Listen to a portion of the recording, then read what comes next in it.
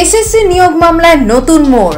হাইকোর্টের রায়ে 25,753 জনের চাকরি বাতিলের পরে এবার বড় পদক্ষেপ সিবিআই এর।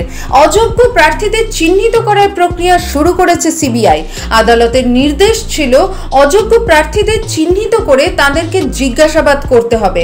5,243 জন অযোগ্য প্রার্থীর তালিকা চেয়ে পাঠিয়েছে সিবিআই। স্কুল শিক্ষা দপ্তরকে এই মর্মে চিঠি দিয়েছে কেন্দ্রীয় গোয়েন্দা সংস্থা। তালিকা হাতে পাওয়ার পর অযোগ্য প্রার্থীদের জিজ্ঞাসাবাদ পর্ব শুরু করবে সিবিআই। যদিও হাইকোর্টের এই রায়ের বিরুদ্ধে ইতিমধ্যে সুপ্রিম কোর্টে আবেদন করেছে স্কুল সার্ভিস কমিশন।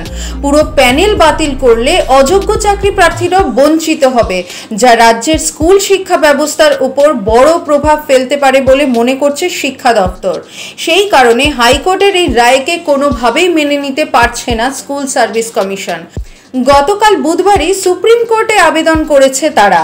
সুপ্রিম কোর্টের নির্দেশের দিকেই তাকিয়ে বসে আছেন যোগ্য চাকরি প্রার্থীরা। ব্যুরো রিপোর্ট, সূত্রকার সংবাদ। আমাদের ভিডিও যদি ভালো লাগে তাহলে লাইক করুন, শেয়ার করুন আর হ্যাঁ, সাবস্ক্রাইব করতে ভুলবেন না।